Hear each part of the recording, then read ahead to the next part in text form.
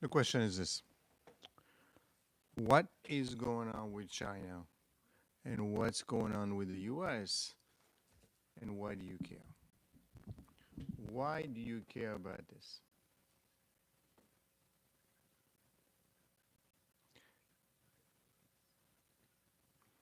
I'll explain to you what's going on. I'll explain to you what's going on, and then what we're going to do, we are going to really dive into what's going on. We're going to really dive as to what the impact is. Okay, and that's important.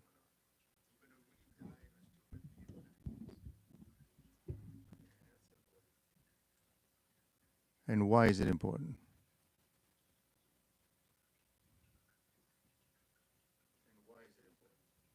It is very important.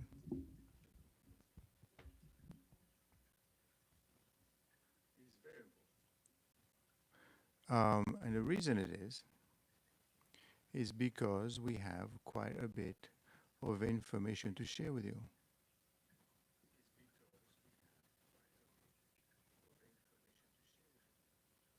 And what do I mean by that?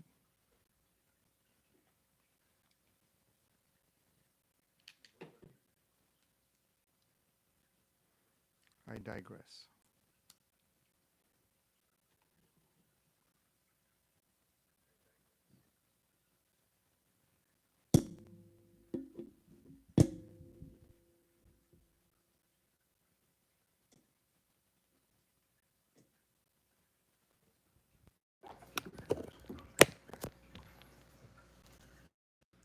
Let me explain to you.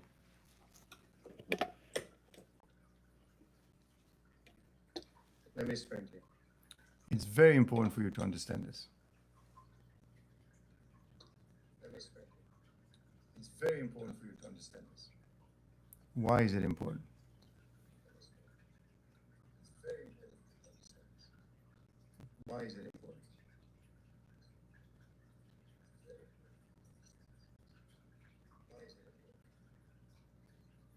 What we have a situation right now with the US. What we have a situation right now with the US. What we have a situation right now with the US.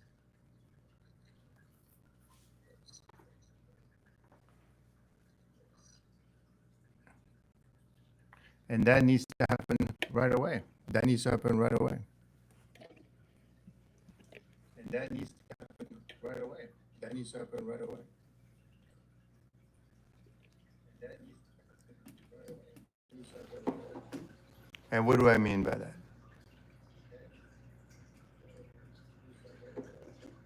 And what do I mean by that? And what do I mean by that? And what do I mean by that?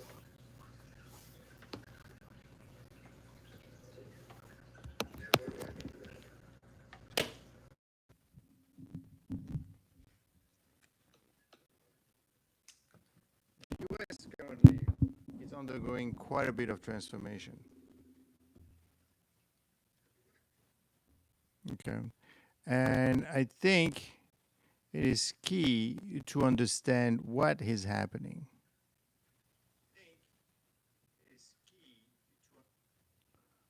Okay, so what's happening? You know, what is the U.S. doing right now at this point that is of relevance?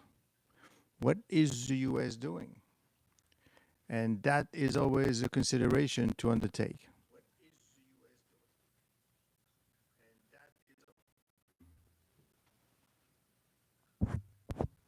I will explain. I'll explain to you that right now, what's happening in the U.S. that essentially what we have the China that is in the process of decoupling. And the decoupling that we're seeing is very problematic. Why is it problematic? It is problematic because it all depends what we think, what we really think the China is about to do, right? What are they really doing? What is China doing? What do they want? That's the question. Because all we see quite a bit of discussion. We see quite a bit of a need to really get together, a need to discuss. But what is the goal? Because they keep discussing and nothing is agreed upon. Nothing is agreed. Why is it that they can't agree on anything? What what is the problem? What is the situation here? And that is what my concern is, that I think that what we're seeing, we might be seeing the start of something that we might not really like. So let's go into detail and find out exactly what what is the situation. What is the situation, for example, with the latest talks? You know, why are these people talking and they can't agree on anything? And why is it important for you, my subscribers? Why do you care? Why do you care about this? Well, you care. You need to care a lot because let me tell you, the U.S. is heavily reliant on key Chinese exports, right? For critical supply chains such as electronics, pharmaceuticals, rare earth minerals, green energy. So the U.S. is in dire need of whatever it is that China is offering. I mean, printed circuit boards, 50% comes from China. Smartphone, Apple iPhones assembled in China, computer chips, lithium batteries, everything comes from China. Pharmaceutical, 70 to 80% of active pharmaceutical ingredient comes from China. Antibiotics, vitamin C, PPE, all of this stuff come major supplies, major from China. Nearly 100% of antibiotics comes from China. 100%. So imagine 100% comes from China. You have the rare earth mineral, which comes quite a bit from China, 70 to 80%. Process oxides and magnets, near total monopoly. So one thing that the U.S. cannot do without is China right now. So they need to deal with China. Clean energy, solar panel and module, 80% to 90% of global output. You may not hear too much about it. You may not realize how important it is because no one tells you about it. But it is important. Graphite for battery, 80% from global processing. Steel, high for special output. Machine tools, chemicals. I mean, high on the healthcare and pharmaceutical. Remember what Trump was talking about the last time around? He was saying, listen, we're having some issues because we don't have enough pharmaceutical. That's because the U.S. has a high need to get the health and pharmaceutical. Defense, very high on defense. Rare earth, chips, sensors, green energy, very high. So basically, if you want to know, health, pharmaceutical, high, defense, very high, green energy, high, electronics, high. High meaning we need the stuff coming from China. So if you need it from China that bad, what does it really mean, right? Can you do without it? No, you can't. Well, at least not right now. At least not for the time being. So, but what does China relies on the U.S. for? Well, China relies on the United States for several critical economic, technological, and financial needs, right? So basically, they need semiconductor equipment, they need some EDA software, some NI GPU, but it's not to the same extent. It is not the same thing. They need the consumer market. What they need that China export that more $400 billion a year to the U.S., 15% of total export. And that, my subscribers, That is the issue. That is what China needs. Yeah, it may need, some quantum computing parts. It may need, some high-end GPUs. Some agricultural product, right? The U.S. is 30% of China imports come from the U.S. for the soybeans and the corns and things like that. But what they need more than anything else, they need the people from the U.S. to buy their stuff. That's what they need. So it's very easy for Trump, and that's why the tariff is a catastrophe for China. Why? Well, because they can't sell their stuff. If they can't sell their stuff to the U.S., frankly, that's trouble. Now the U.S. does need a lot. So the issue is we need two different things from each other. The U.S. needs lots of technology, healthcare, solar panels and things like that, rare earth mineral for weapon, which is important. But China, it doesn't really need that. What China needs is it needs somebody to buy the stuff. And there comes the dichotomy. US and China are coming closer. The US and China are coming closer. Well, let's talk about that, Calvin. Let's talk about the latest diplomatic talks, right? Because we need to agree, okay? And you have to agree, because if you don't, then you're in trouble regardless, right? If you don't agree, then you don't get your pharmaceutical items, and if you don't agree, then China cannot sell its products, and that's a problem. And I will tell you why this is a major problem, and that could lead to a lot of issues. But basically, going back to Calvin, what happened the last time around in terms of the trade negotiation? Well, Bessent went to Stockholm in late July 2025. He had a discussion with them. And he discussed it with the Chinese vice premier. In discussion, were described as in-depth, candid. So they were talking, constructive, right? That's what you hear in the news. And be careful of the news. It depends what they're reporting. And they focus on extending the existing tariff truce and resolving trade issues.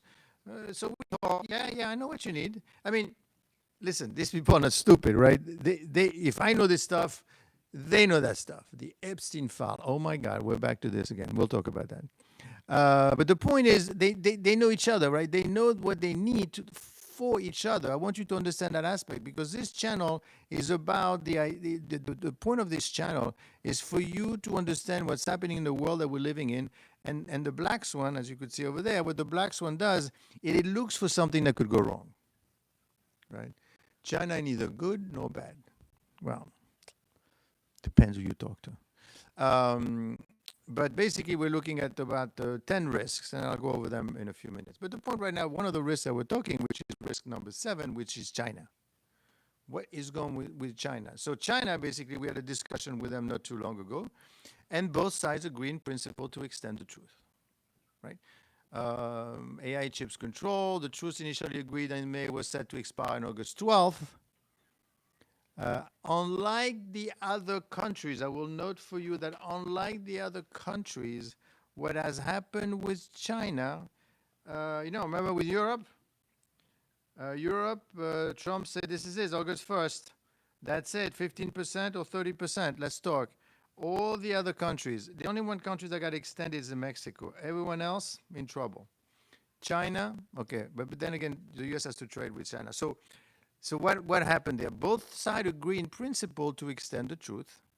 And Bessent, obviously, what is he going to say? He expressed optimism. We have the making of a deal. Though it's not 100% done, I am positive. Bro, I know why Trump did the tariffs. Well, share with us. That'd be interesting to know. But basically, the rare earth minimal progress. So basically, what has happened is Bessent, he's optimistic, right? Okay, so if you're optimistic, that's a good thing. Okay, but they don't want to make it sound like this is never going to go anywhere. The trade representative, basically, who was with Bessent, Jameson Greer, stated talks on unlocking China rare earth export have reached a halfway mark. I don't know how you measure these things, right? You're talking to people. We're halfway there. Well, how the hell you measure that? What do you mean you're halfway there? A key goal for the U.S. industrial and defense sector. There was a high-hand level call in May, exchanging views and share concern, and they were discussing in March. Premier met with Senator in Beijing. So this is probably the third time. And in June, Trump spoke with Xi Jinping, the first call since that. So they had four kind of discussions all along. Now, why is this important for us to understand what's happening with these people? Okay. I love how America did the tariffs and the rest of the world was like, okay, well, only tariffs do to them, only to. Well, that's what happens. Let me tell you, you're going to look back on this year and you're going to say, wow, this is when it all started, right? Because of Trump, probably. But don't blame it on Trump, because this is something that was long in the making. And don't forget to subscribe to the channel. I come to you every day with some very most important topic that you need to be aware of and you need to understand. And the reason you need to understand these topics is because they're going to influence you. We're not here to report the news and what's going on. We're not here for that. What we're here for, we're here to understand what's going on. You know, the thing with Russia yesterday is one thing. Epstein was another thing. All of these things are very crucial for your understanding that the world that you're living in right now, because trust me, it's moving fast. My main argument right now, and I will develop it later on, my main argument with China is I believe, and you know, you could disagree, but I think what's happening is China is decoupling. I mean, and everything that I see, everything that I hear tells me I might be right, okay? And if I know that, I'm sure they know that too as well, and that's their concern. China is decoupling. The ship is taken off, okay? Because they really don't need us for many things, apart from being they don't need the U.S. a lot, except from being a consumer. So what do we mean by decoupling, right? I mean, it's not fully decoupled because we're still, you know, the U.S. and China are still talking, but it is actively pursuing a selective and strategic decoupling, especially in the area. Tom is correct. They need 100%. That's what they need from us. They need some people in the U.S. to buy the stuff, basically. Especially, and I will tell you why, and especially in areas of technology, finance, energy, and supply chain. They are selectively decoupling from these areas. And as everything in life, you need to understand what it is that these people are all about, okay? And the U.S. is doing the same. Both sides are de-risking rather than fully cutting ties.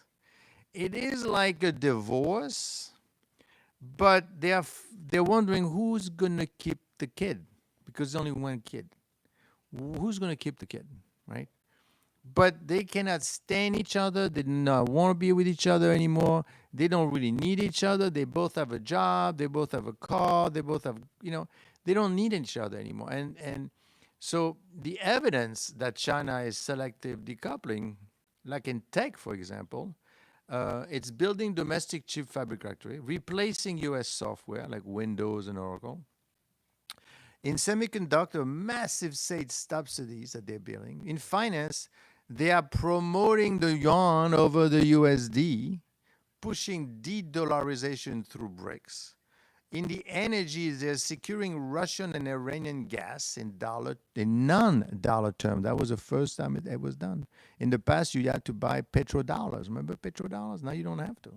Supply chain is diversifying sourcing from Southeast Asia, and it's cracking down on U.S. tech. You know, there was a Tesla data restriction. There was a bunch of things. So all of these things shows that they are basically slowly but surely decoupling. What does it mean for you? What it means for you is that essentially if you're involved in any of those industries, you know, from China, that's going to be a problem. Now, of course, despite tension, U.S. and China trade at reach a trade of $575 billion 2023. So it declined a little bit. You know, a company like Apple, Tesla, and Starbucks still rely heavily on China. Speaking of Starbucks, this is to tell you how far this thing is going. What is going on with Starbucks? Right? I'm sorry. Why are you bringing a coffee discussion in this? What do we even, what do we care about what's going on with Starbucks? Well, I will tell you that Starbucks is actually competing heavily with another company in China. And in fact, that company is actually coming to the US. And that's amazing. Okay. Let me explain to you what's happening with Starbucks because I think that is kind of an example because after all, this is not, this is just, it's just a bunch of coffee that we're drinking. But basically what they're doing is they're coming to the US. There was a competitor to Starbucks in China and they're coming to the US. The people who promoted years ago to give China a manufacturing had to know that eventually then in 30 years China would be on their own. This is an interesting point that William Warren mentioned because basically what has happened is as a US manufacturer, what you want to do is you want to basically, make money. And the way you make money is you save costs. And the way you save costs is you find, cheap labor. And the way you find cheap labor, you go to China. And you build in China. You build factories in China, which is basically what Trump is talking about now, right? He's saying, well, why don't you build the thing over here? Although it's going to be more expensive because our workers, they pay more money. But the point is they went over there. And of course, if you were working in a factory in the US, well, guess what? The stuff went over there. Now, of course, it's going. The thing with that is when you go overseas and you build something, it is short-sighted because, as William mentioned, well, yeah, but then they know after a while that they wouldn't know how to do it, and then they wouldn't need us anymore, and then we're going to rely on them more. What has happened is basically these people build those items overseas in China, and then brought them to the U.S. cheaply. So they save money. So the company itself, the U.S. company, was doing great. And how nice of China to basically say, yeah, of course, they don't worry, they don't get paid much money. I mean, well, let me see what you're working on. Let me see what you're doing. Oh, that's how you build those things. Very nice, very interesting. So no one thought of saying, but why are they being so nice to us? What do they get into it? Because after all, we don't pay that much money. No, what they got is and this is to be noted, they got the knowledge, right? And then they turned around and basically start doing on their own, by themselves. Why? Because because then they have it. And the purpose ultimately is what? Well, now that I know it, now that I don't need you anymore, then I'm going to do what I really want to do. And the question is this: what does China really want to do? And it's not make cheap sneakers. Now, China, believe it or not, is doing a lot of things having to do with robots. They are building, last year, 71 new robot manufacturing companies set up in one of high-tech zone, local state media reported, bringing the total to 238. From 71 robot manufacturing to 238 in March. Especially those powered by AI are another of Beijing top priorities. And one of the guys basically over this said that, you know what? Basically, what we're doing right now is we no longer support industries like steel and coal mining. We are moving ahead.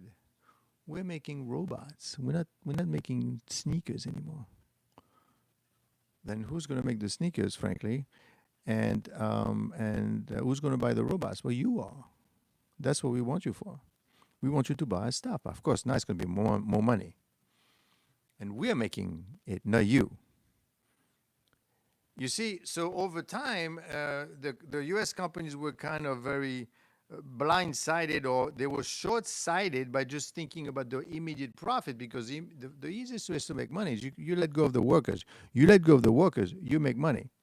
right? And especially if it's cheaper to be made overseas. So by the time he goes overseas and comes back, you make money. Yeah. But these people are learning how to make the same stuff. Well, no, we're gonna make sure that no, you can't make sure of anything. Once you're over there, you can't control anything. And that is what's happening, and that is a concern, and that is why Trump is basically saying, "Whoa, hold on, this has to stop." Right? Because what is your ultimate goal? The ultimate goal, I think, and this is what's the scary part, the ultimate goal of China right now, and this is what is it. This is why you need to understand, is that they are basically they're basically decoupling, and ultimately what they want regional power. Um, what does that mean? Well, basically the goal for China, okay, is to essentially become. They don't want to rule the world. They don't want to become the biggest and the largest and the best. And no. What they want, and it's probably part of you know, the Chinese, and that's why they can't get along, is that U.S. and China struggle to reach lasting agreement because they are engaged in strategic rivalry, right? Not just a trade dispute. Their disagreements is economic system, ideology, technology, military, right? And frankly, they are a state-directed authoritarian capitalism, party-controlled judiciary. So they have a different way of looking at the world, and what they want to do is they want to control the environment. This is very scary for us. Yes, this is well on the book back in the 90 Calls the Tribe by Jan Goldsmith. Yes, it was on the streamer Christopher Walken in person. I wouldn't doubt it to be a second. You see what's happening here? Do you see the concern that everyone has? The concern that everyone has is that, but so how is that going to impact me? Well, listen, Trump has to deal with China right now. Right now, right? Because you're getting most, let's tell one industry so you could relate, and most of your antibiotics come from China. So you have to talk to China. You have no choice because it doesn't have to be a war. They could just be, it's like a divorce, right? They could beat each other over the head like in a regular divorce, but what they could also do is, well, I'm not talking to you anymore. Well, China, the US cannot afford not to talk to China or trade, basically, because then where are you going to get your stuff? So they have to talk. Then you're going to say, but what does China need from the US? Just some consumer? Yes. And that's a big deal. It's a big deal. The China needs the US for its consumers. It needs China for its consumers because all these people have been building and building and building stuff, and they don't know what to do with the thing. There's a huge amount of deflation. Okay, China is struggling to break its addiction to manufacturing. Right? They have empty complex surrounded by lush cornfields all over the place, empty because the way they create and they keep going with the industry is they say, okay, that's what they're doing right now with the robots, right? They say, okay, let's get into the AI thing. Let's go into the robot situation. So how do? They go in and they spend a bunch of money and they build those factories and they build the robots and they bring the AI. What do you think they're running after NVIDIA in such a big way? They bring him over, they get there and say, okay, let's start making the stuff. And they say, well, who's going to be buying them? Don't worry about it. The state is going to sponsor you. We're going to give you the money for you to build. And this is because we know what's best for the people. Not that it's a capitalist society where the demand creates a supply. Here it's a supply that expects you to create the demand, and you have to sell this stuff to people. But what's happening right now? They've been focusing so much on industries, and say, okay, well, what do we sell this stuff for? And that's a big concern. We have all these things that we need to sell to the people, and we cannot sell to the people. I mean, for example, the overcapacity has become a global challenge for trading partners. which worry about another China shock that they had in the 1990s. The US and EU, along with large developing countries such as Brazil and India, are rapidly erecting trade barriers to prevent their own advanced industry being consumed, right, by everything that's coming out of China. There's a huge amount of, um, I mean, China's investment in manufacturing is still rising at a blistering pace, up 7.5% after 9.5% in 2024. There is no end in sight. Why? Why they do? You got to keep the people busy. The idea with China is basically to say that I am going to take care of you. Big Daddy is going to take care of you, right? So how are you going to, it's like you have a kid and you say, I'm going to take care of everything. Are you sure? Don't worry about it. I'm going to get you a job, right? And they're going to pay you. I'm going to give you a car. Just do the same, but you have to take that job, though. You can't take any other job. You have to take that job. But I'm not doing anything all day. But don't worry, I will pay you if you, right? And that's what's happening. They've been paying and keeping the company of those people busy, but they're busy doing nothing because nobody wants their stuff because they are making too much stuff that frankly not many people need. So what happens when you have something that you want to sell and that nobody wants? Genetic engineering, artificial intelligence, living inside a clone.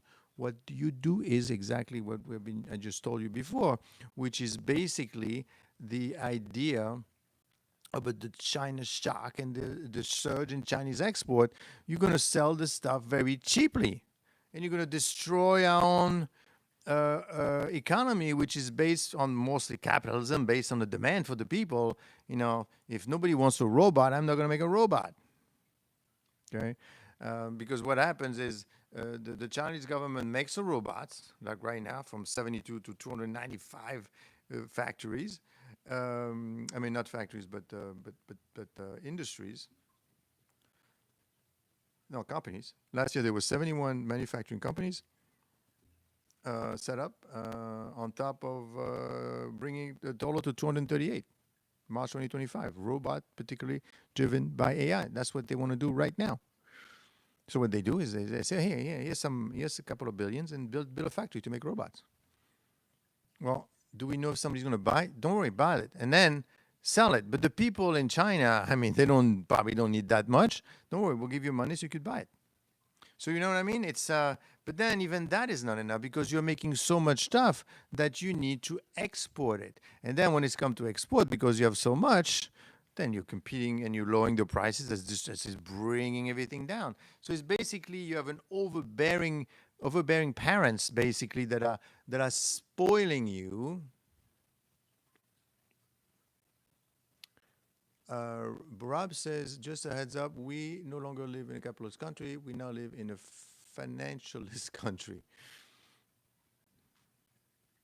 Good. Do you see how American businesses build the competition and the Chinese society benefiting from manufacturing? American decline, the communist rise.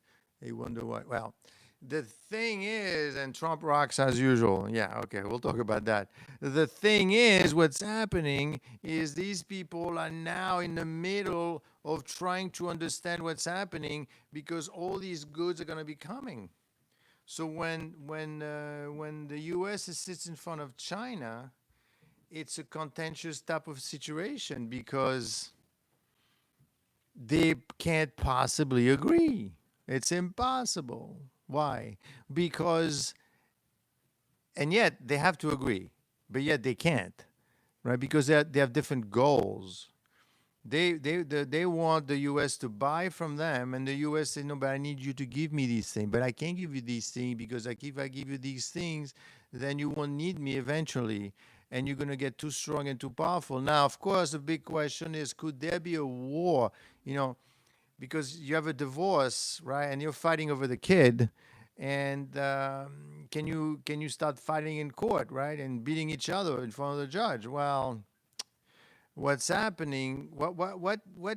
And the problem is there are many items that could trigger a war, such as you have Taiwan, right? That's the most. This is, I think, China is keeping Taiwan as a reason to have a war. Okay. Most likely trigger if China uses military force to invade or blockade Taiwan. That could be a problem. I want you to remember one thing. We have this channel basically, which is called the Black Swan, and I want you to join because I want you to understand all the elements that that are being captured in the world. We want to know what's going on in this world. We want to follow the several risks that we're looking to follow. Right. The first of one, believe it or not, and I want to mention it. It's the Maxwell story, and the Maxwell story is a big story right now that we're following. And the reason that we want to follow this story is because ultimately it's going to provide, it potentially could be a problem for Trump, right? The second one that we want to worry about the economy in the US. That's always a problem. So we have 10 risks. 10 risks that we're following in this channel, and that's what you want to do. You want to follow it. Every day I come to you with a different topic, but we kind of and the topic changes. Not so much the topic changes all the time, but it gets updated with everything that's going on. So right now we have Maxwell's story that we're waiting for. She's basically waiting for her to tell us what's going on, what really happened with Epstein, and obviously she got moved to a new facility, and obviously she is in the process of making deals, and let's see if she gets potentially get clemency. The economy on Friday got a pretty bad number, very disappointing. And in fact, it was so disappointing that Trump fired the lady that came up with the news from BLS, Bureau of Labor Statistics. He fired her directly. Stock market took a beating on Friday, so be careful. Okay. Things happening so swiftly, it's hard to keep up with all the greed and the BS. Yes, but the problem is that these people have jobs. It's going to impact you. That's my concern. I'm concerned about my subscribers. I'm concerned that, guys, we're going to be in trouble soon with all these people. The dollar has gotten weaker. The tariffs, I mean, that is a big, I wouldn't call it a mess, but it's a, it's we'll do a video to see on update on that because there's too many things going on. Trump is looking to fire Powell. Powell is going to have to leave pretty soon, and the reason he needs to leave pretty soon is because out of the 7 governors that he has, almost through two of them didn't agree with him. First time in 30 years. Lanier said economy is tanking. Hopefully not, but I mean it is a bit. The numbers on Friday were a bit concerning. We'll do a video sometime this week to really go what's happening. We'll get the latest one as well, but it was a little bit worrisome. Out of the 7 people at the Fed, 2 of them, and well, there's 12, but out of 7 governors, 2 of the governors disagreed with the Fed chair, which is the first time in 30 years this has happened. There was another one, and we'll talk about that as well later on tomorrow. There was another one that left that didn't agree. We'll see who that was. And then, incredibly, this weekend, one of the lady governor decided that she wants to leave the Fed. She's retiring early. So now you got 4 quote unquote Trump people, because Trump is going to replace that governor with one of his people. Technically, although they're not Trump they're not appointees, but I mean they're going to be tied. He's not going to bring somebody that's going to raise rates. Put it this way. So you're going to have 3 people from the Biden era that want to do anything, including the Fed chair, and then you're going to have 4 people that want to. So the Fed chair is over. Ripple will replace the Fed. I think Besant is going to be, but we'll see. The point is, so you got the Fed that's in disarray. He's going to have to quit because what is he going to say? No, and they're going to say, no, we dissent. Now you're going to have 4 dissents? That's never happened. Okay, when you have 4 dissent, you got to leave, right? Then, of course, you have the inflation watch. The big question on inflation, my friend, is this. Are we going to see the prices simmering through the prices, or are we not going to see it? If you're on one side, you say the inflation is coming. If you're on the other side, you say, yeah, it's coming, but it's not a big deal, or it's not coming, or it's not a big deal. So please, let's lower the rates. Make Kamala sober again. That's funny. Paul is our funny guy. Inflation. No, having said that, hold on. Having said that, I mean, let's not pick on Kamala because I will tell you one thing. Even if she was in charge, she would still, no, maybe she would decide not to deal with those issues. I want to make sure that people realize that it's not, Trump did not create the thing with China. Trump did not create, what's going on with the fact that you need to, to become relevant again, right? Trump did not create the Israel-Iran situation, right? So he didn't. He has to deal with it, and I guess the thing is the way he deals with it is a little bit maybe too obtuse or too forceful, or he's coercing the people, and that's why people don't like it. But frankly, it has to be dealt with. These are things that has to be dealt, and all of these things, trust me, my friend, all of these things are going to impact, even if you're not in the U.S., right? If let's say in your Philippines, and I know there was somebody from the Philippines yesterday that were joined. You say, well, what do I care about all this? Well, I mean, quite frankly, because you know what's happening. China is it wants to decouple, and they want to become a regional power. I mean, they know they can't fight the U.S. They don't really care about the European. All they want to know is they want to know as much as possible. Now they get back together, and then what they're going to do, theoretically, is they're going to, and frankly, it makes so much sense, total sense. In fact, that's what Trump was saying when you make fun of him. He said, "I want to get Canada on board. I want to get Greenland on board." I said, what are you talking about? You're crazy. This is stupid talk. No, it's not stupid talk because he sees what's happening. You have to realize the thing is when people see Trump or see any kind of president, they think he's there, walking around, making up his mind as he goes along. No, he's got the same way we're talking right now, right? They have people talking to him, and he sits down around the table and say, "What's going on?" Now, his job is to decide what to do.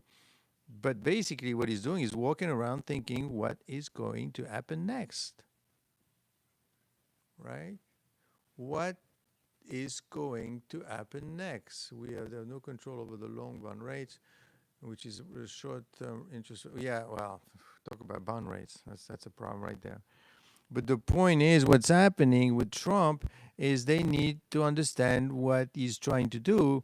And he's basically, I think he's coming across maybe a little bit too strong.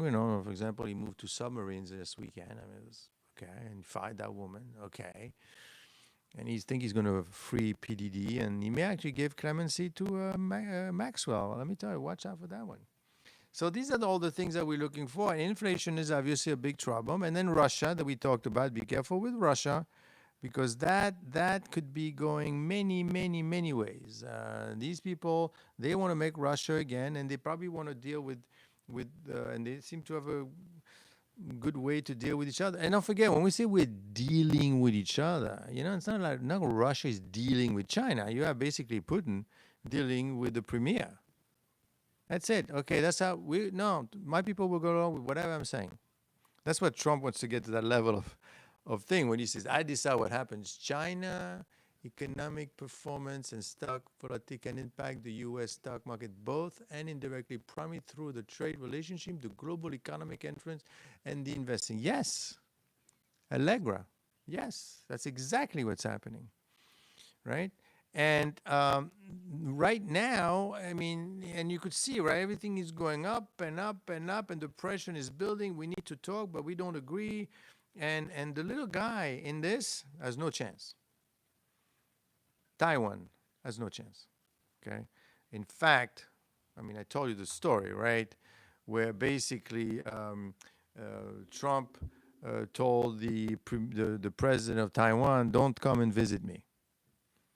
I'm busy. I'm talking to China, and I don't want to talk military protectionism with you right now. Go away. I am busy. And they said, what do you mean you're busy? I thought I was your biggest friend. You were supposed to help me. After all, 60% of all comes from China, from Taiwan, all the semiconductors. Well, what have you done for me lately? You used to invest $2 billion. I want you to invest $100 billion. That's why at the beginning of the year, Taiwan say, okay, I will invest $100 billion. I will invest as much money as I possibly can in the U.S.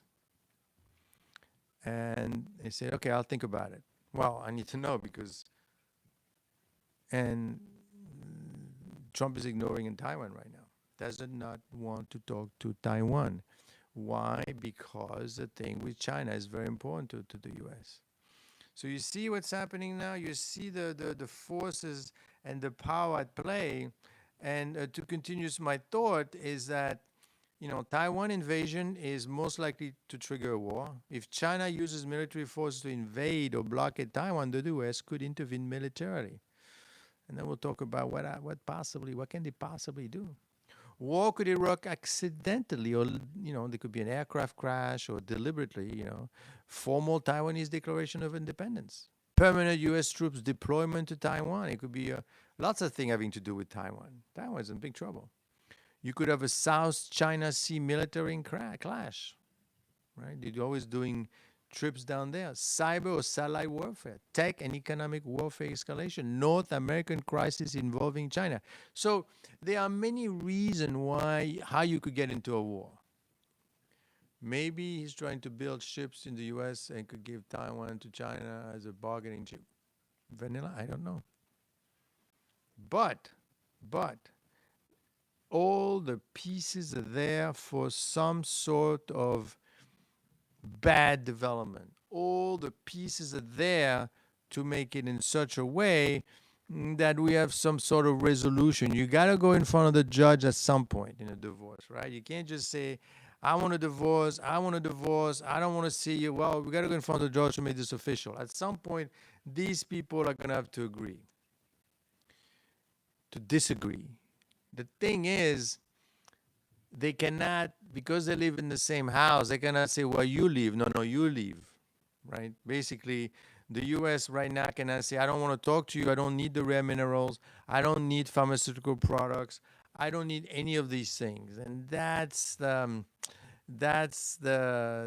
thing, right? I mean, the U.S. gets 50% of its printed circuit boards from China. And it's a core for all electronic devices. So you can't tell China to bug up because otherwise you're in trouble. You cannot tell China to get out because smartphone parts and assembly, right? Apple and iPhone assembled in China. You're in big trouble. You cannot, the computer chips, Ivy, lithium ion batteries. You know the batteries on your phone and all these, 80% are being done in China. All of that stuff is out of China. 80% of active pharmaceutical ingredient, 100% of antibiotics, all of that stuff is coming from China. So you cannot keep, you've got to find a way somehow to work with China. But can you do it? And unfortunately, you don't have all the time in the world. Because like, for example, I was talking about Starbucks, right? Starbucks in China is a big market with little appeal. Because China, I mean, Starbucks at one point, and this is even for coffee, imagine. So let's talk about coffee. Starbucks was once the undisputed king of coffee in China, 1999. Okay? And more than 2 decades on, it is no longer the only caffeinated beverage in town. Time to pack up its beans and focus efforts somewhere else. It has been losing market share from 40% all the way down to 15%. Okay? Why? Well, basically, what has happened is it is getting its lunch eaten by a company called Lock-In. And you know what? They also started to bring in Lock-In the U.S. Starbucks is now exploring bringing in partners or selling stake in its China business. It has lost the share that it had in China. Right? So what's happening, they go to China, they develop the product, they open the stores, and then they lose it against a local brand because slowly but surely they do the things better. So eventually, believe it or not, once China is completely decoupled, it doesn't need coffee from Starbucks. It's got its own coffee. And that coffee is just an example, right? But basically, you know, it says that at some point, we're going to drink our own coffee. Don't worry about Starbucks. We don't need them anymore. Close the door. Right now, China needs NVIDIA because of the AI, right? They are big developers in AI. And Trump originally had said, no, you're not getting NVIDIA. Well, now they are. And what's funny is recently Beijing summoned NVIDIA over alleged security issues with its chips in a blow to the US company push to revive sales in the country after Washington basically allowed it to go back. What does that mean? Basically, what China said is, it says, I think we're having serious security issues with the company artificial intelligence chips. And what it's called, when the company artificial, it said that US AI expert had revealed that NVIDIA computing chips have location tracking and can remotely shut down the technology. What this tells me is they're saying, listen, we don't really understand what's in the chip. Can you show us what's inside? Maybe, so that we could kind of make it, and then we don't need you, and then we're definitely out. Then you stay over there, we stay here. We don't need the US for anything, and we're going to be a regional power. Rare earth processing and manufacturing is deemed too dirty and takes too much energy. The US will until now look up MP materials. Who said that? Rob Neville. Totally right. In fact, the US is taking a stake in MP materials. I mean, whichever thing you could think about the President of the United States, he's got, regardless of where it was, if you're not a busy guy, you're missing out a lot of opportunities to make the country great again because there's a lot of things to fight. That's the case in point. What the heck is going on with the situation with the rare minerals? That's a problem. The rare minerals. We're having a problem with rare minerals, and so for those that don't know, basically rare minerals is a very important process, and you need to learn that. At least you learned that today. It's a very extremely important process because you needed to be built in everything having to do with chips and also weapons and phones. You need them everywhere, okay? After years into which China took market shares from the West, the country now produces about 2/3 of the world rare earth minerals. I frankly didn't know what the hell rare earth minerals until the president started talking about it with Zelensky. I said, what does he need the rare? What does he want, gold? Why is it such a big deal? It's a big deal because China now produces 2/3 of the world rare earth minerals and processes around 90% of the supply. That's a lot. Rare earth magnets are essential in the production such as car motors and missile guidance system. This is a key. That's why Trump has got to keep talking to the Chinese until, we agree to something, or at least, China exports of rare earth magnets to the US in particular continue to fall sharply in June, dropping 52%. Now, of course, this has recovered, but it was down 93%. You can't you have to do something. You have to do something to get the rare earth mineral. So what is the U.S. doing? And this is where we come to the MP situation. And to prepare for potential near-term shortages of magnets, some Western companies have shelled out for expenses, freight shipment, and they are looking to find, a way to get involved in it. Right? Earlier this month, the American largest earth miner, rare earth miners, AP Materials. Take a look at the stock. The stock went up a lot. Said it had reached a deal under which the Pentagon would take a 50% stake of the company. We got to do something with the rare earth mineral. We got to get involved. But then how long is that going to last? Why can't we get along with China? Well, let's put it this way. First, there was a systematic rivalry, right, between the two. Tech bans, tariff, military buildup. There's a deep mistrust. There's a structural accountability and a domestic political risk and a global strategic competition. The question is for everyone is, but then what is the end goal here? Well, it's simple and it's complicated at the same time, but basically what Trump is doing, Trump, never mind making America great again, he basically wants to keep the U.S. relevant. He needs to keep the U.S. relevant. And China wants to become a regional power. That's what it wants to do. It wants to be a regional power. What's to become regional power? Then he doesn't, what does that mean, being a regional power? Well, the way you become a regional power is you know everything, understand what's going on, and can protect yourself. Then you close your borders, you close your wall, and you don't need anything. That's what they're trying to do. Okay, look what they're doing with the situation with NVIDIA. I just told you about, right? They basically to NVIDIA, you know what? Come over. How come we can't? You're basically tracking now. The Cyber Administration of China requested that NVIDIA explain the security problem associated with the 820 chip, which was designed for the Chinese market to comply with U.S. export restriction. Right? So I want to understand what. So show me what's in the chip. I need to understand. So you know what I mean? That's what they're doing. Great day in the morning. Yes.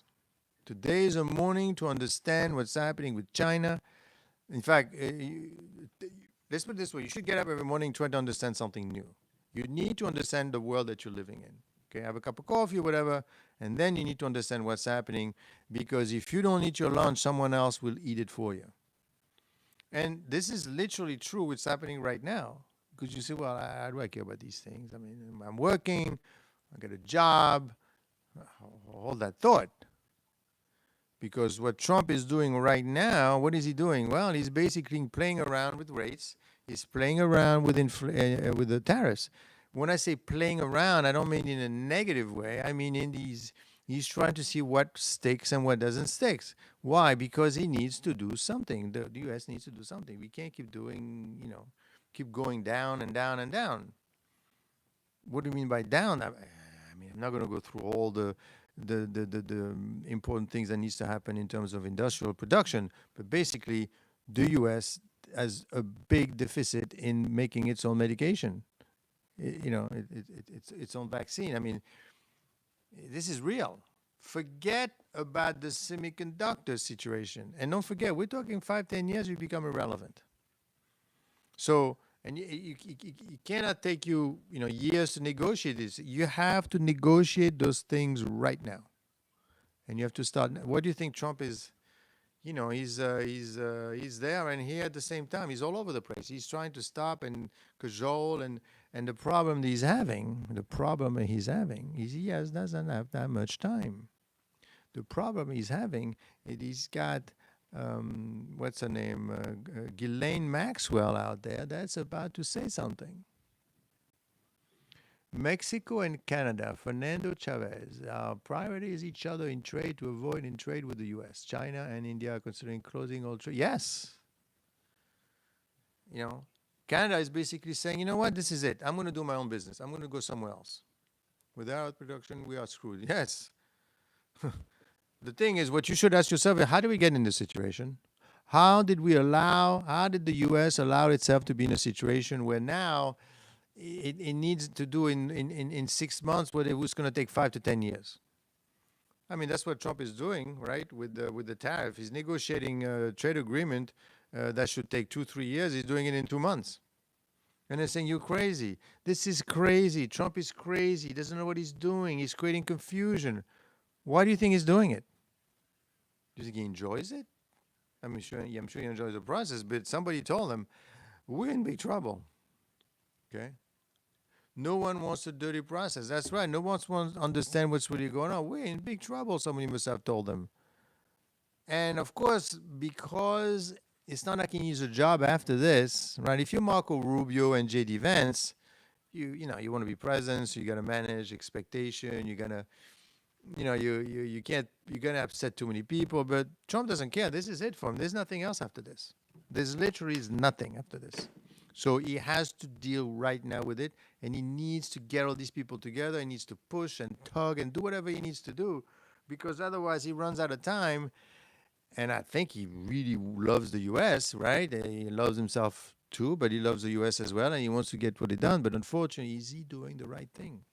Is he really doing what should be done? That's a question.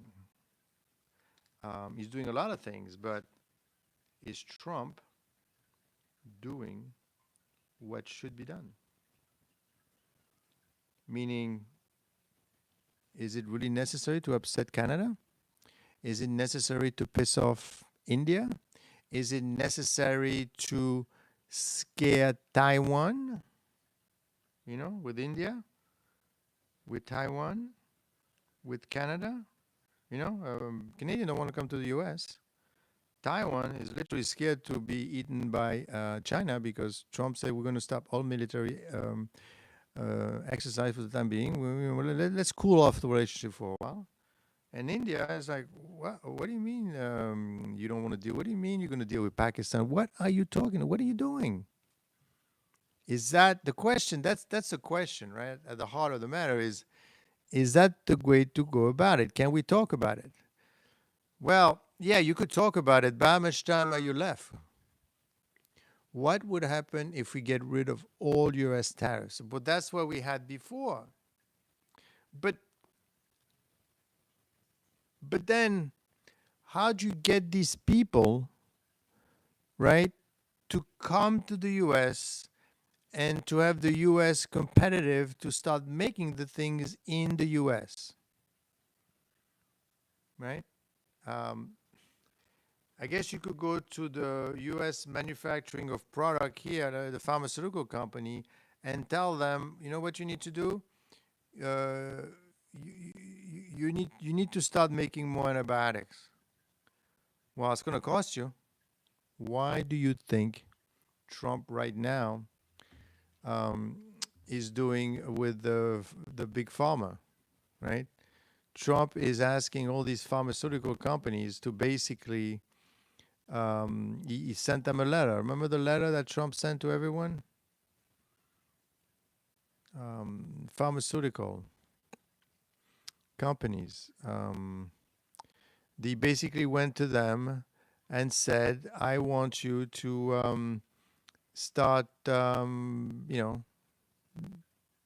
lowering your prices. So the way Trump is using the tariffs is that he's using as a mean to stop everything and say, look at me, I'm talking to you right now. You're not listening to me. Now you're talking. Now you're listening to me, right? Because I have 50% tariffs. So, and by the way, I'm going to collect some money, but but the point is that you stop talking to me, and I want you to not only pay the tariff, but I want you to invest in the U.S. because the companies in the U.S. are charging too much to build in the U.S., right? So I'm going to make it expensive for you to bring it over, so then it's cheaper for you to make it here.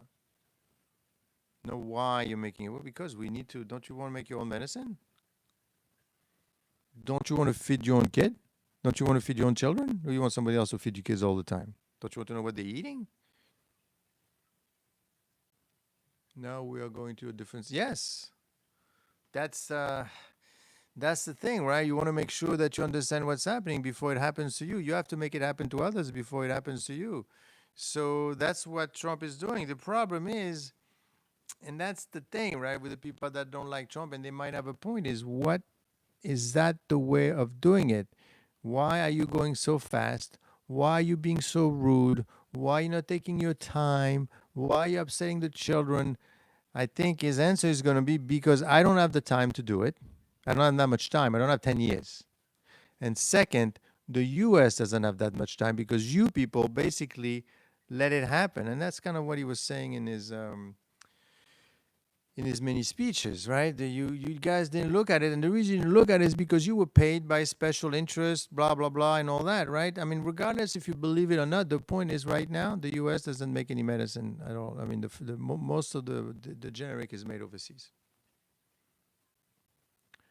I might be wrong, but there are many inequalities for a huge gap within the society, lowest income countries. Which one? Why not start by eliminating those gaps? And why do you think there was a huge gap between the rich and the poor? Because you took away the middle class in a way, because the middle class went overseas. Why did it go overseas? It went overseas because this is where you want to make the sneaker shoes and then the phone, right? You wanted to make it over there. So it would be cheaper so that the corporation will make money and the stockholder will make money.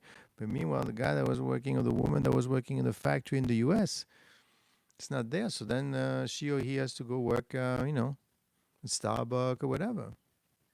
Or, like they say, get a better job. And that's just kind of where the US moved, pain in a pain kind of way. I mean, if you're working in a factory and now they tell you to go work in artificial intelligence, that doesn't happen over time. But, no, but that's the reason why now the US is shifting over to be 80% of the industry is a service industry.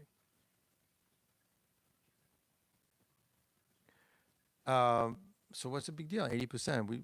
Let's keep on going now. What's a big deal about the 80%? We keep talking about industrial. It's only 20%. Well, yeah, industrial is only 20%, but it's an important 20%. It's weapon, it's pharmaceutical, it's things like that. You need that. You can't just have 0% made overseas because tomorrow they could starve you to death the next day. And AI is a big topic. AI strategy against China gets its first big test because the administration is going to make a pitch for U.S. chips and software at the APEC meeting in South Korea very soon. They want the U.S. and China is releasing competing plans to win the artificial intelligence race. I was telling you that in China right now, they're pushing heavily for the robots. And that's what's happening over here too. The Trump administration is expected to tout its strategy before exporting AI chips to 21 Asian Pacific economic nations so that they become relevant. That's tomorrow they're going to start. The goal is to explain why U.S. chips are best for deploy AI in sectors such as healthcare and more inroads against China. So at the same time, they need each other. At the same time, they're competing with each other. That's a little bit of a damage. Chinese official will be at the event pitching their AI products, which they say will improve thanks to the government deep pockets and its vision of a global community of open models. So, I mean, earlier this year, Trump basically got rid of the Biden era rule limiting the number of chips much of the world could buy. The administration recently said that it would let China have access to NVIDIA AI chips whose sale had been restricted, and marking a turnaround and fueling criticisms from national security hawks. Say, what are you doing? The U.S. and China have pulled back on many restrictions. What's happening here really is I think the U.S. and China are going to divide the world between the two of them. Right? So let's agree to disagree, but let's agree to be the only two game in town and squash everyone else. I mean, because that's what's happening. When Trump talks to India the way it does, when Trump's talks to Canada the way it does, or to even Mexico in a way, and definitely Taiwan,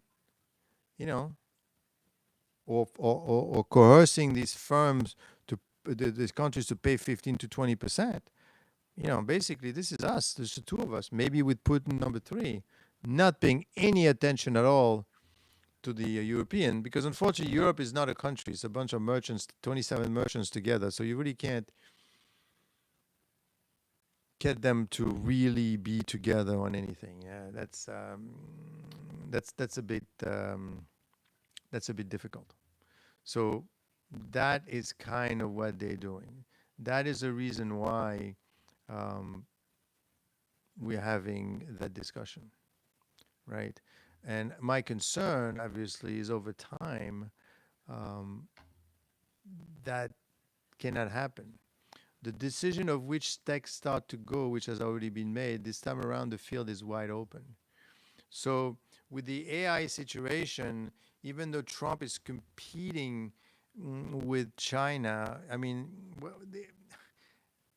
either two things happen. Either they separate, they have a separation, which is not possible because um, they can't separate. They need each other, like I told you. Um, and China needs to sell all its stuff that it's making, and the U.S. needs all the stuff that China is making for the time being, because otherwise you have no cold medicine. Okay, so they cannot separate. That's not possible. So they need to grow somehow and yet be powerful and control. So maybe what they do is they just divide the world between the two of them, right? And this is what could be happening in the discussion they're having. So, no, well, the U.S. is not like that. Well, listen, I mean, remember J.D. Vance with with the European at the beginning of the year, and this is going to have a huge impact on you, by the way.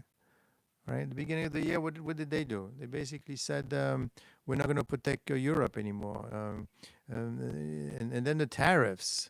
And Trump does it in a very obtuse way. I mean, do I have to remind you what Trump said about India? That was a little rough there.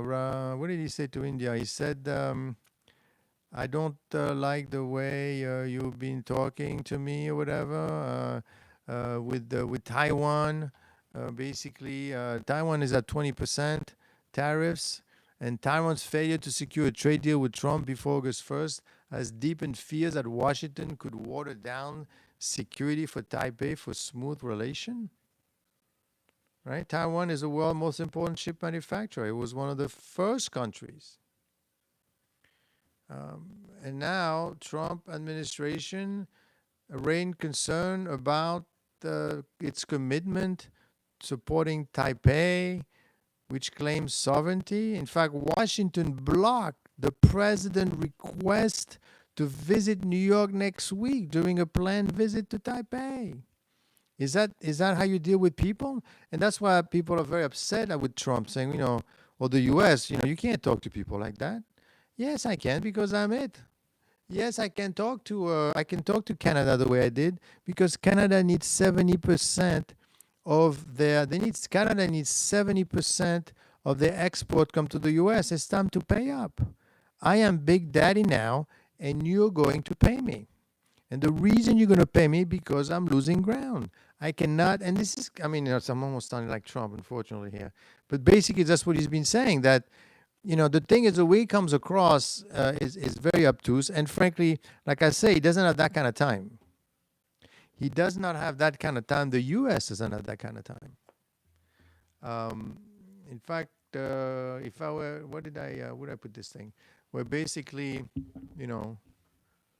how many years before the U.S. becomes irrelevant? How many do you think, right? Do you know how many years? The U.S. becomes irrelevant in,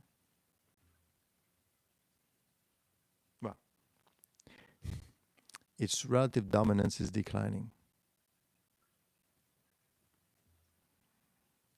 Reserve currency. Okay, let's talk about military power. Still number one, largest global rich. Risk of losing global relevance, low to medium. Okay. Reserve currency, 60% of reserve in US dollar, medium. Tech and AI leadership, leading but losing ground fast. High in the next 5 to 10 years. In the next 5 to 10 years, the US is at risk of losing global relevance for tech and AI chips. Manufacturing output, you're not going to like that. Risk of losing global relevance, it's already done. Number one is China. Number two is the US. Diplomatic influence, medium to high, fragmented, losing the global south. That's that's a problem. Chip manufacturing leaderships. This is the estimated timelines if the U.S. continues the way it's doing, right? So basically, 5 to 7 years, it's lost chip manufacturing leaderships. 5 to 7 years, chips, right? Not ship, chips.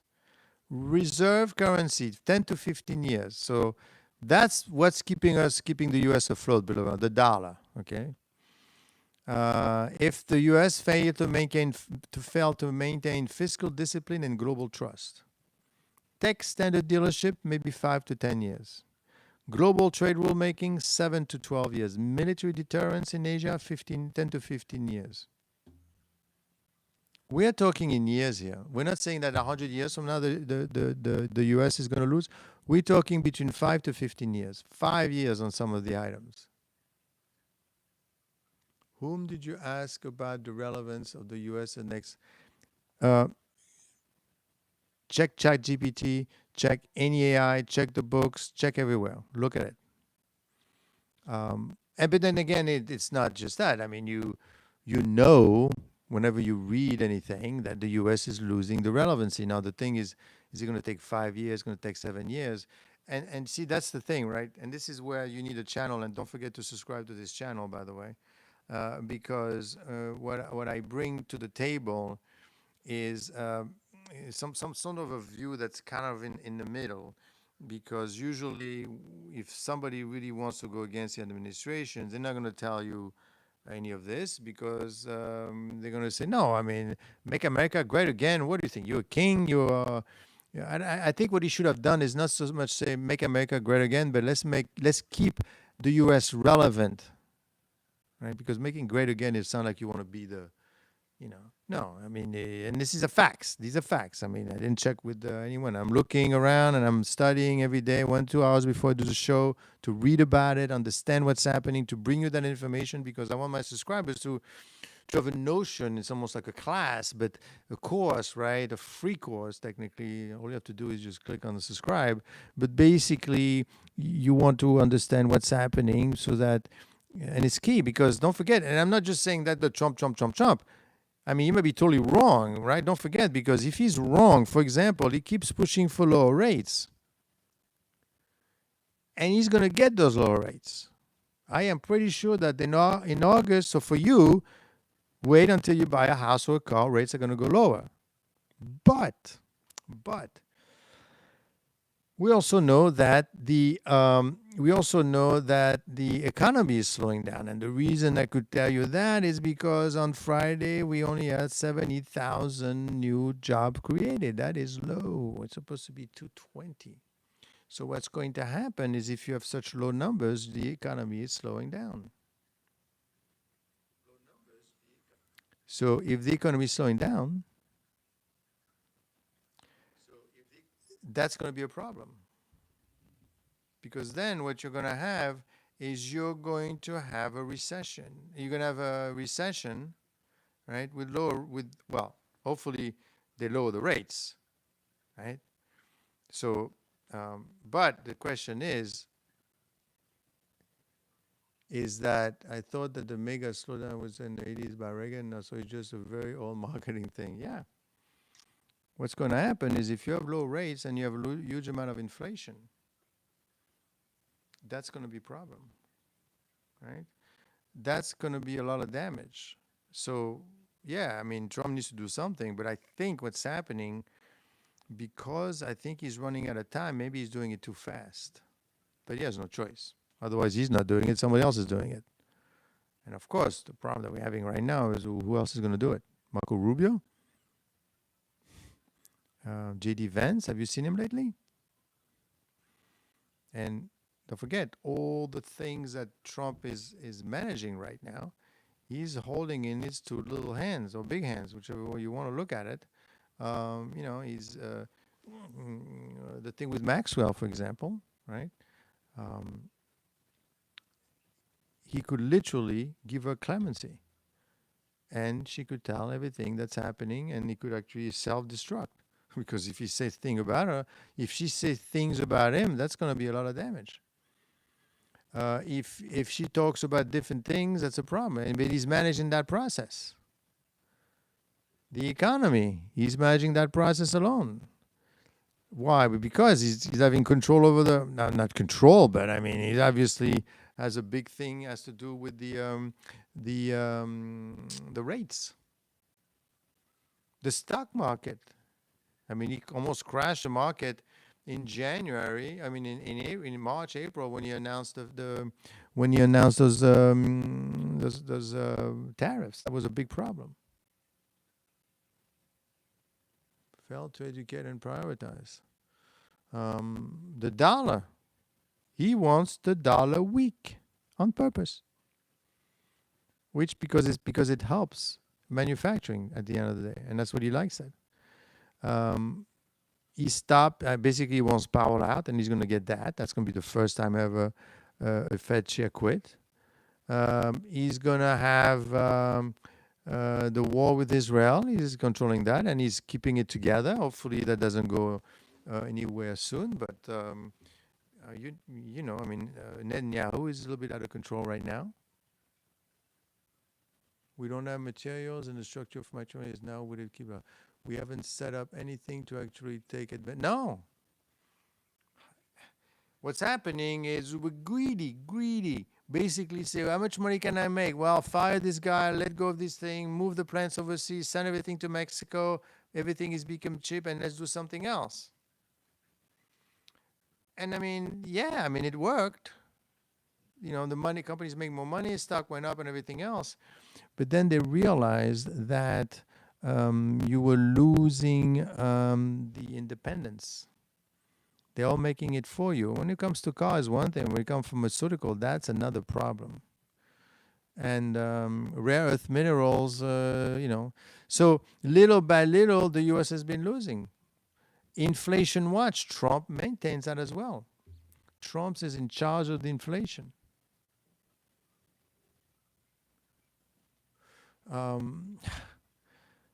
The thing is, we're not here to fix any of this because, frankly, they don't care what you think. They're going to do what they're going to do. But what you can do is you need to know what's happening so you could prepare for it. For example, should I invest in the stock market right now? Well, be careful because the market is overextended right now. If Trump pulls it off, he gets lower rates, doesn't get inflation, and the economy keeps on doing the way it is, you're great. Is that what's going to happen? That's a lot of balls in the air to keep going. That's a lot of things. Did you look at the Clara said, did you look at the latest job report? If you really examine of over 3 months, the majority of the gap come from the health sector. Yes. And that's the thing they've been concerned about, Clara. You're right. They say it's either from the government or the health sector. Trump is turning us the right way. I would bet on Trump. Well, he's yeah. I mean, in a way, he's saying, guys, look what's happening here. Look what's happening. We are becoming irrelevant very slowly. It's happening. You need to do something. Hurry up. We are losing it. And the reason he knows because he sees and, you know, he's got access to people the same way you have access to me, kind of describe what's happening, explain the detail, look into great detail, read and understand. He's got 20 people like me around asking, you know, basically telling him, okay, this is what's happening. Now your job is to fix it, right? Because not everybody could do everything, right? You have to decide. You have to make the tough decision. You have to be the one that appears like a bad person to make things happen. You know, that's kind of what he's doing. And that's something that that's not always easy to do, but that's something that that's part of being the boss. Is he going to keep doing that? I don't know. Does he have the ability? Well, right now he's doing great. But how long is he going to do that for? That's the question. And for you, then, in terms of job situation, in terms of everything, you need to realize, well, where should I be working? Should I go into AI? Should I go into manufacturing? Well, hold that thought. Hold that thought, because if he gets his way, they will come back to the U.S. Like, for example, Japan is going to invest $600 billion in the U.S. Except it's not really 600 billion in cash. It's a bunch of money in loans. Most of it is in loans, and they're basically saying right now they have not agreed onto anything. Really, nothing is in writing, so don't get too excited. Oh, so we don't have a deal then? Well, we have a deal. It's just that in writing, and since, I mean, as long as Trump is in power, the deal is going to happen. But once Trump is gone, that deal is gone. China had agreed a long time ago to invest 200 billion plus money in emergency, and it didn't happen. He's good at talking about issues, not good at fixing them. Well, I mean, that's a lot of work. Do you realize what's involved? I mean, I'm not making excuses for the guy. I'm trying to explain to you that the job that he has is not only he has a big job, but he doesn't have that much time. I'm telling you, 5 to 10 years before you lose the chip manufacturing war. I mean, fight to remain relevant, to make chips, to make all these things. And what do you think happens to the U.S. when that stops being?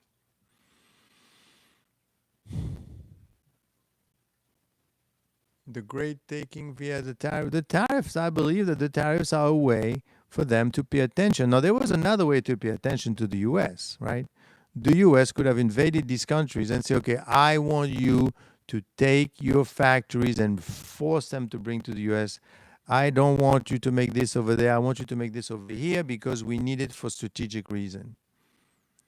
And don't forget, he has used all these things in these tariffs, frankly, in a way that, legally speaking, not so sure if that's something that is doable. Right? Everyone is wondering, can you actually do these things? Do you have the right to do these things? Because ultimately, the power, the idea of the tariffs was to, first it was with Congress, then Congress gave it to the U.S., gave it to the president to do them. But is it really something that you're allowed to do? I will tell you right now what's going on in Washington. I believe that they're in the process of questioning. They're basically reviewing. It was a rough day in call for tariffs. So basically, a couple of days ago, the Trump administration lawyer is at the Court of Appeal on Thursday, and he heard oral argument in a challenge to President Trump's worldwide tariffs. They are suing the tariffs. They are basically saying it's basically VOS election Inc. versus Trump, and judge after judge doubted the administration's argument. The administration said that the 1977 International Emergency Economic Powers Act grant the president sweeping authority to impose tariffs. Most of the judges were skeptical. They said, what emergency are you talking about? I think you should literally come out and say, the emergency is that we are going to be relevant pretty soon. But obviously you can't say that. They say, what emergency? Out of the gate, one judge pointed out no president has ever used the emergency law to impose tariffs. That's the first time anybody does it. Why do you think he did it?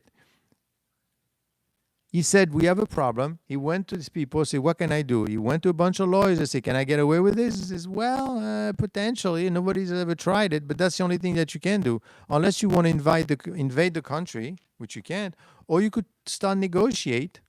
But it took 3 years, I think, to negotiate NAFTA. For them to start investing in the U.S. and do a bunch of things. You don't have that kind of time. No problem. The law is written broadly to let the president regulate the importation of foreign property if he declares a national emergency for any reason. The importation of foreign property, meaning bring it over here.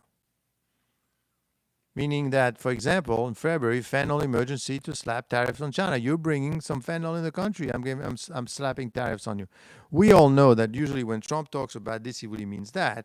It's not so much a fentanyl. He just wants the 15% tariffs, which on top of that, he's going to tax you to bring your factory in the U.S. I mean, he's doing in a very nefarious, kind of difficult kind of way. But yeah, what else is he going to do? There's not much to do.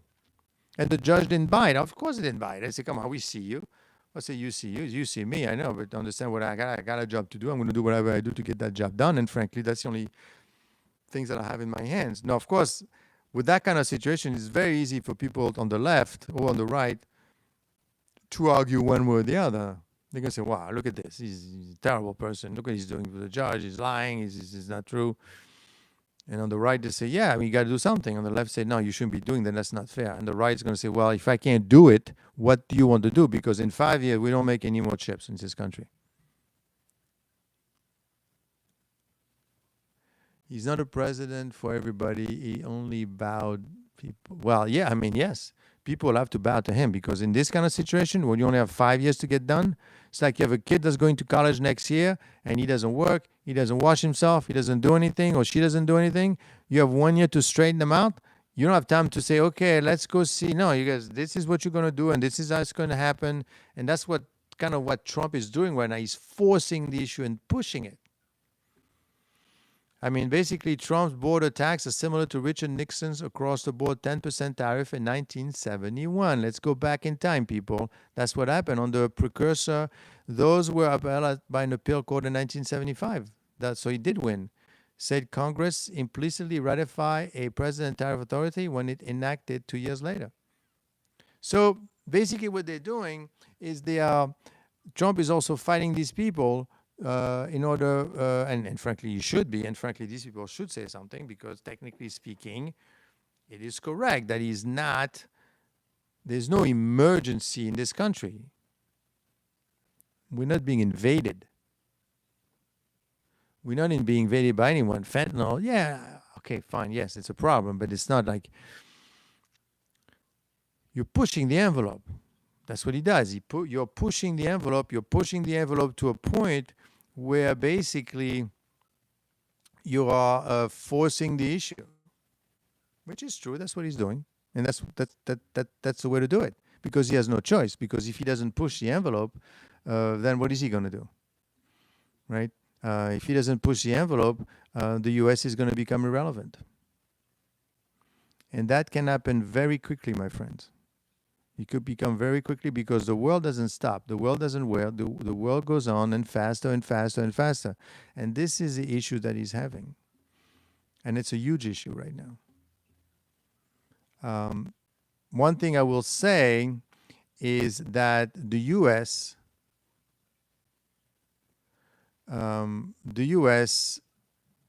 is heavily reliant on Chinese production, as we said before, right? Basically, the printed circuit board, the smartphone, the computer chips, the active pharmaceutical. We're talking 50% from China.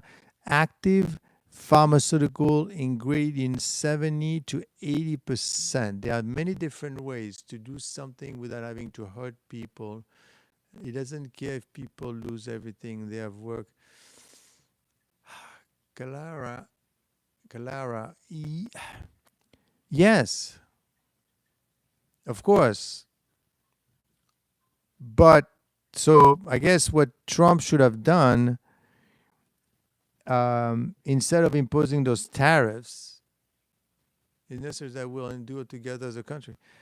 I guess if you did not want him, she made a good point. The thing is, I mean, nobody wants to hurt anybody else, but the thing is, if you wanted to do something, I guess what you could have done, you could have negotiated with these countries in good faith, and like Canada, for example. But the thing is, I think he's doing it because he doesn't have there's not enough time.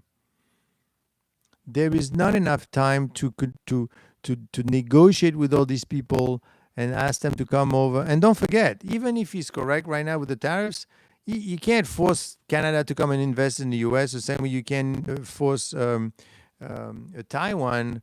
For example, Taiwan was doing something very interesting. They were doing some investments in the U.S., but they weren't doing enough.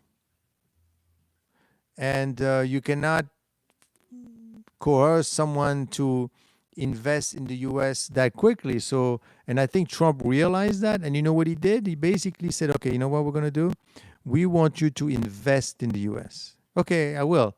I will bring, let me think about, bringing some plants over. No. You know what? Give us money.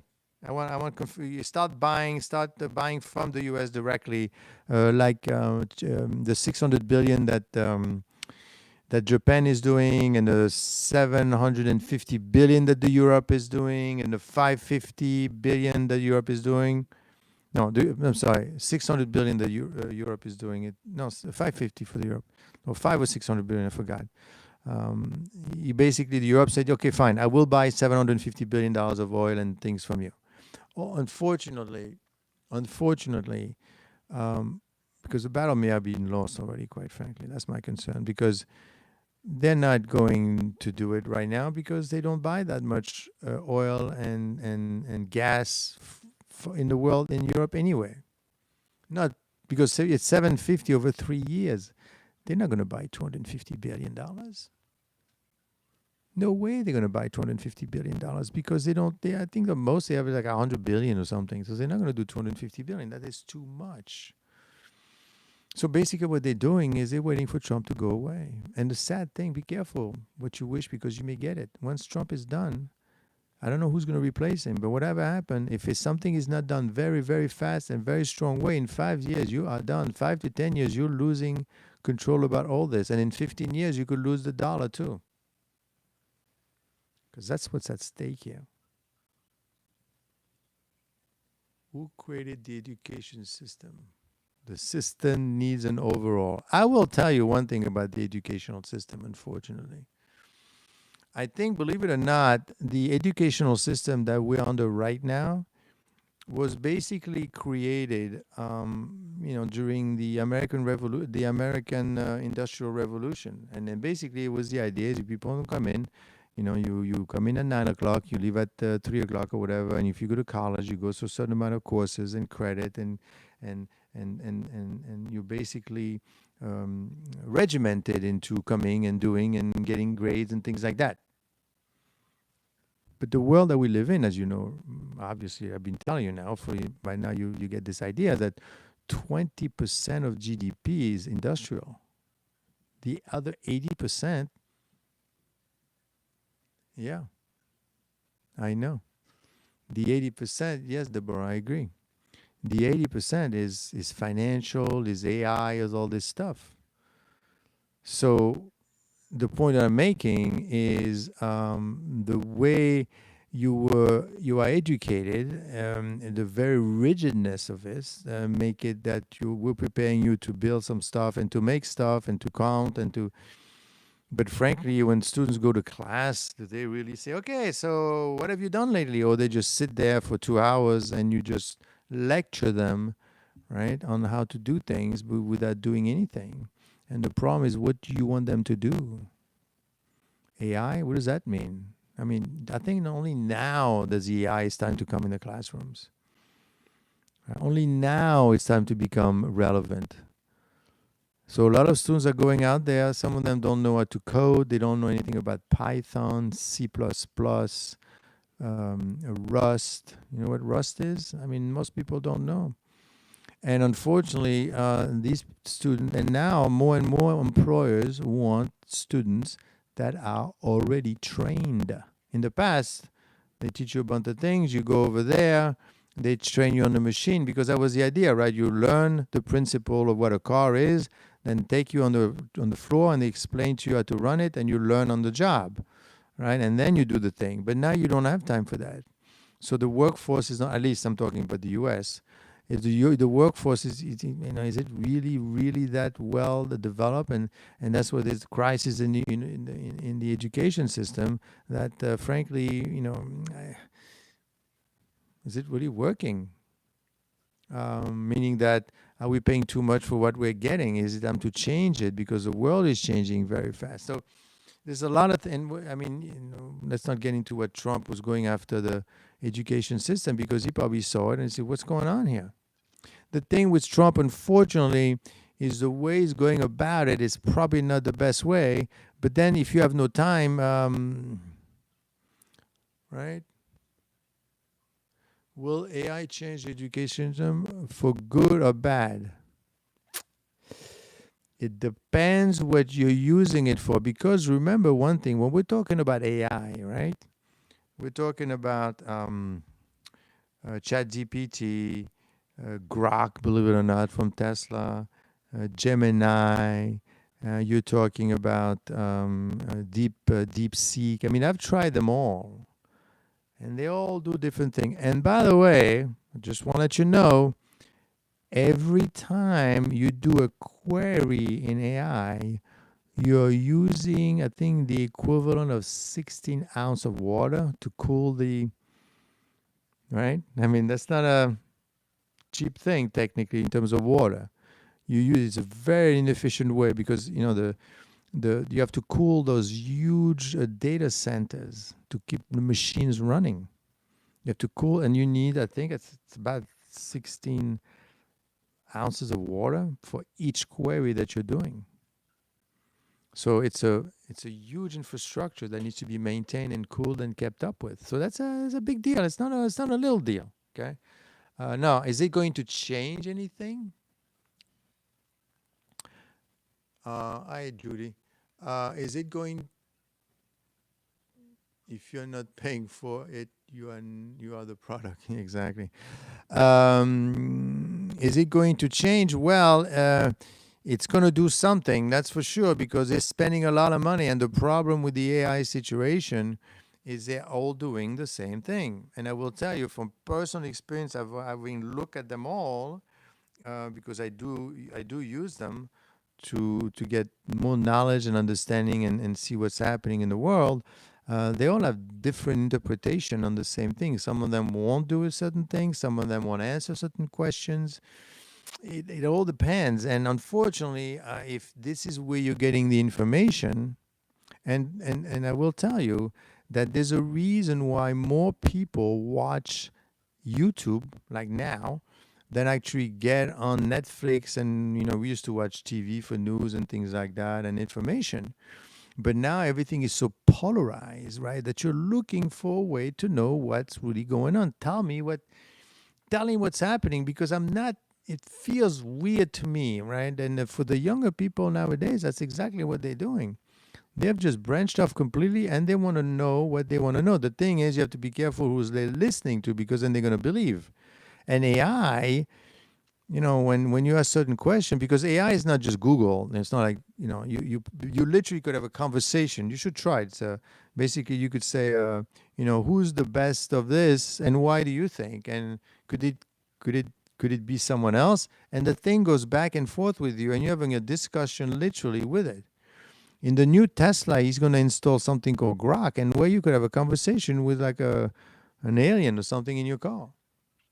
So it is going to change it, because they are making it changing. To answer your question in terms of AI, it's like supply creating its own demand. Like for example, in Las Vegas, one of the genius that they had over there, and they say, you know what?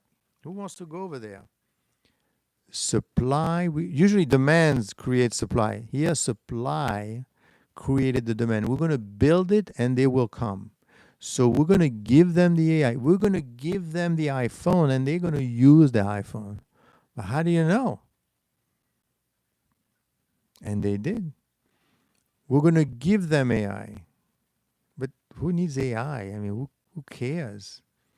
Well, you may not realize, but it's in your car sometimes. It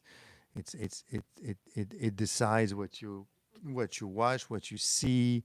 Facebook is using it for its advertising. I mean, you don't see AI. I mean, the most obvious is when you download ChatGPT and you talk to it, but it's everywhere. The only way it's not yet is education system, right? Because technically, at the end of the day, you could literally have AI. You could go into AI, say, create me a course on, you know, quantum mechanics, and AI will generate an entire course for you. Next thing you know is read it to me, and then AI could tell you what the course is about. Well, I guess you don't need anybody to teach you anything. The thing is, and this is where the education system needs to move forward, is AI is not going to allow help you to network. AI sucks at math and physics, right? Um, it's difficult.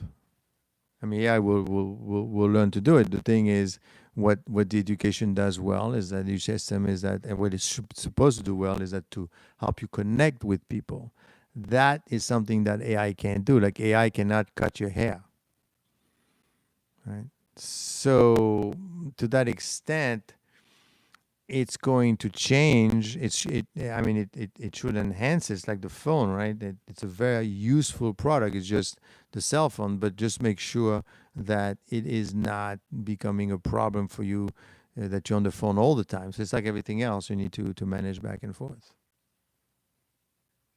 What do you mean, wasting? Are you talking about engine? Okay, and so to recoup the situation that we have right now, China is decoupling slowly from the U.S. That is a fact. They haven't separated, but what decoupling meaning that they're doing their own things separately. They have learned to do lots of different things separately, so that then the U.S. So they don't need the U.S. Well, don't you want the money from the U.S.? No, because now we know everything. We want to be a regional power. We want to be like the U.S. is for the world, right? And the way the U.S. was able to do that is because they had the system behind it. Well, China, I think it has the same system and it's trying it. The only thing that the system is creating a huge amount of deflation because they're basically creating the supply and the demand. And now there's not enough people buying the stuff in China. So what they want to do is they want to do it, all over the world. And that is the problem they're going to have, that not everybody is going to be buying their products. Now, how long is that going to last? That's the question everyone is asking. How long before they come to a situation where they actually come to it and have a fight? The U.S. and the U.S. and China are going to have a war, and that's a stupid thing to do. Everybody loses. They know that very well. But what they can do, they could decide not to talk to each other, except that China is probably more unable to do that than the U.S. I mean, China needs a few things in terms of the chips and make things a bit better, whatever. What do they need? But the U.S. needs a lot more from China than vice versa. For example, what does China rely on the U.S.? Well, China relies on the U.S. to several critical economic component and technology like semiconductor equipment, EDA software, essential for chip fabrication, required designs on all modern chips, crucial for AI development. NVIDIA, for example, that's a big thing they want. Quantum computing. Okay, fine. I mean, I'm not saying they don't need anything from the U.S., but frankly, if they don't have it, what they do need is a global market access, because China is 15% of its export is to the U.S. Wall Street provides access to global financing. Okay, corn maybe, and some sowing in wheat. Really, what the China needs from the U.S., they need someone to buy the stuff right now. Why? Because they're making so much of it, they don't know what to do with it. And unfortunately, if they don't know what to do with it, there's deflation, and people are working in China and they can't buy anything. So if they don't buy anything, then they save their money and they don't buy anything. And it's a self-fulfilling prophecy. And what's going to happen ultimately is that you're going to have less and less and less and less people happy. And that's what China is trying to avoid right now. They're trying to keep it going. So ultimately, what I think they're going to do, they're going to say, okay, you know what, we have enough. We don't need to export anything. Now what we're going to do, we're going to be a regional power, and we're going to do business with India and Russia. Right? We're going to do a more stable environment. And the reason we could get along, you already speak Chinese.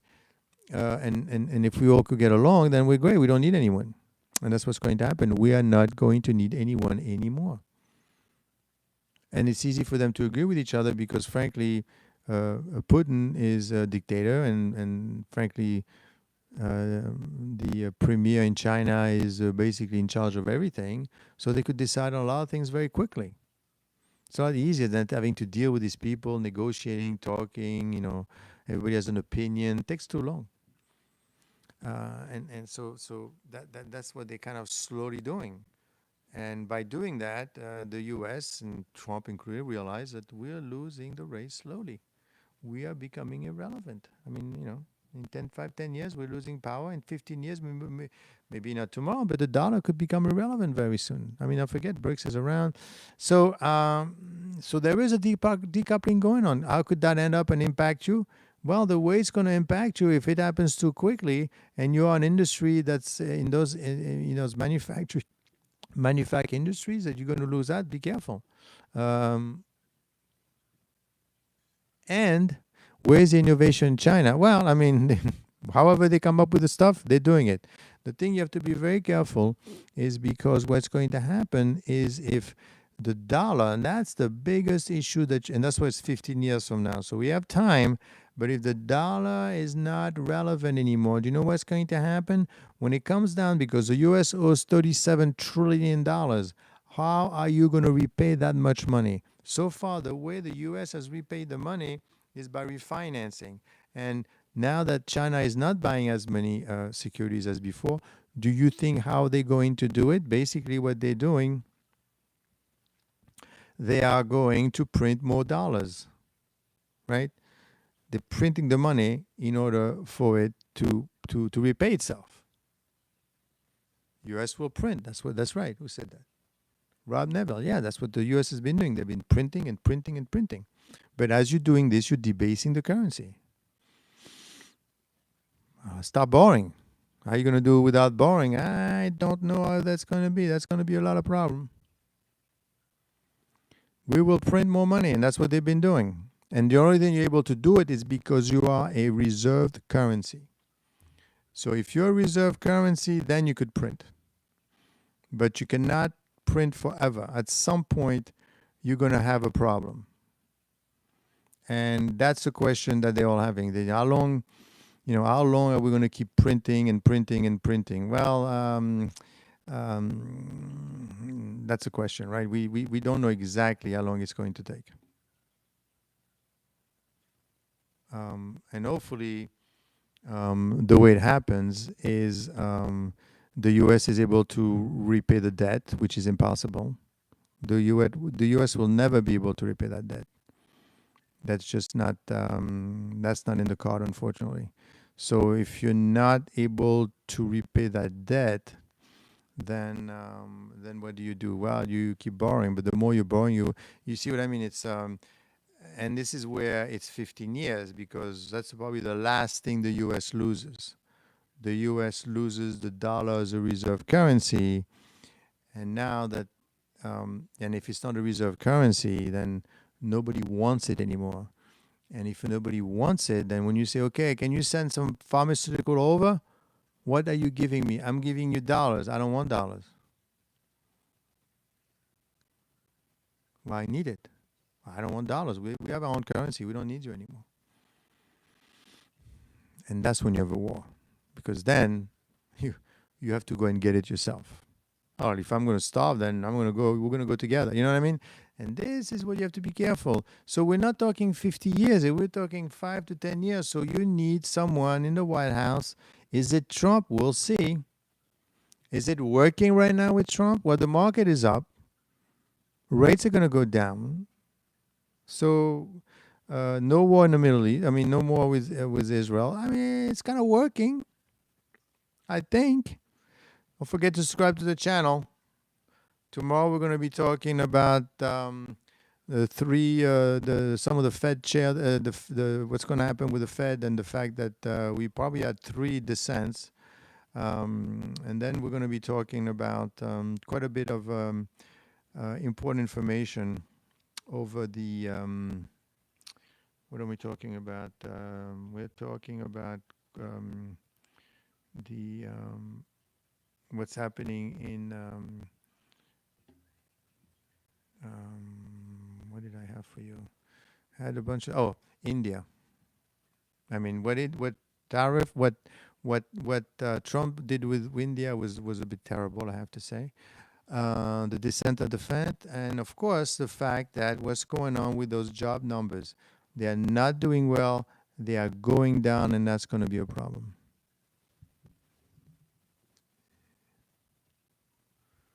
Seems like gold and crypto keeps on becoming more relevant. That's exactly right.